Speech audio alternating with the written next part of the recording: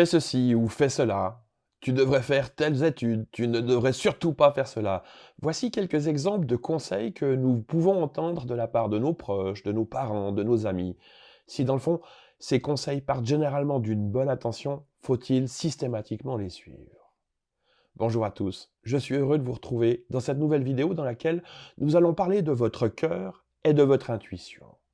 En effet, à certains moments importants de notre vie, nous sommes parfois confrontés au regard de nos proches qui s'inquiètent sur nos choix, nos orientations ou qui tout simplement souhaitent nous donner leur avis et leur opinion.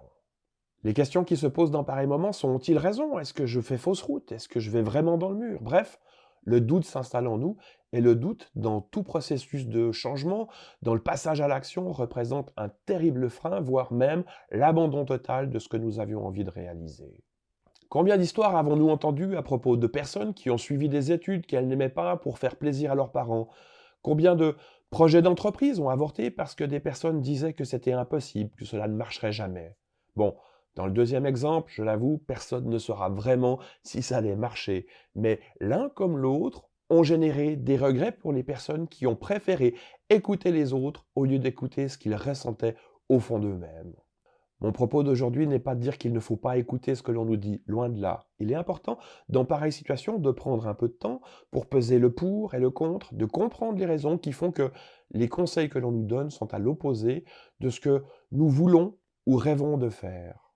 Reprenons l'exemple classique des études. Pourquoi nos parents nous disent-ils que nous devrions faire telle ou telle étude?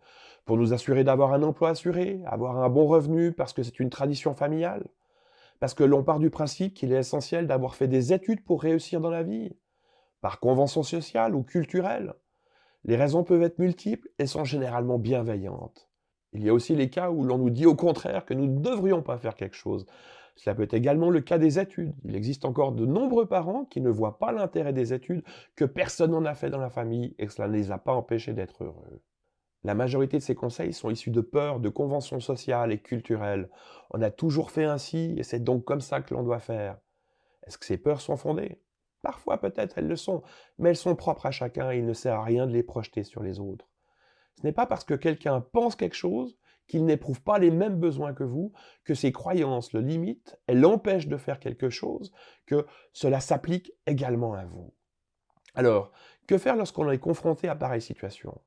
Mon conseil sera de vous dire d'écouter. Oui, écoutez ce que l'on vous dit, mais également et surtout, écoutez votre cœur, écoutez ce que votre intuition vous dira.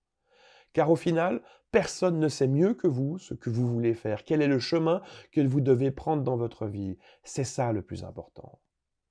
Est-ce que cela vous garantit de réussir, de ne pas vous tromper? Bien sûr que non.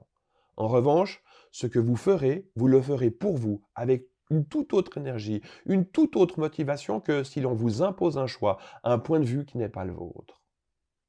Si vous échouez, cela n'a dans le fond que peu d'importance. En effet, l'échec n'est que temporaire et il est surtout une formidable source d'apprentissage. Vous vous relèverez, vous apprendrez de vos erreurs et reprendrez votre chemin. Il y a quelques mois, ma fille a décidé d'interrompre ses études pour se lancer dans le tatouage. Ma réaction en tant que père était de me dire qu'elle devait finir ses études, puis faire ce qu'elle souhaitait.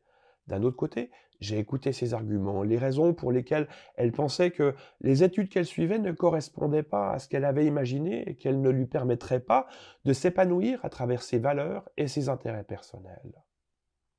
Je connaissais son talent pour le dessin, sa passion pour le tatouage. Elle m'a expliqué sa vision de ce métier, comment elle souhaitait le faire.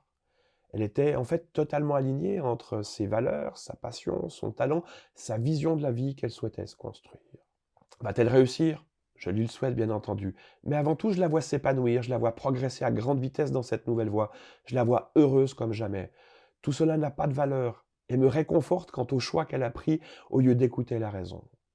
Alors si, comme ma fille, vous êtes aligné dans vos pensées, vos désirs, vos valeurs, que votre cœur et votre intuition vous disent de suivre une voie plutôt que celle que tout le monde vous pousse à prendre, écoutez votre cœur, écoutez votre intuition, ils ne se trompent pas.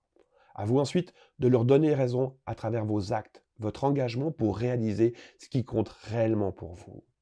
Souvenez-vous de cette vidéo si un jour vous êtes tiraillé entre ce que vous pensez être fait pour vous et des conseils, des remarques de vos proches qui vous disent que vous faites fausse route. Le choix final doit être le vôtre et uniquement le vôtre. Je vous retrouve très bientôt dans une prochaine vidéo.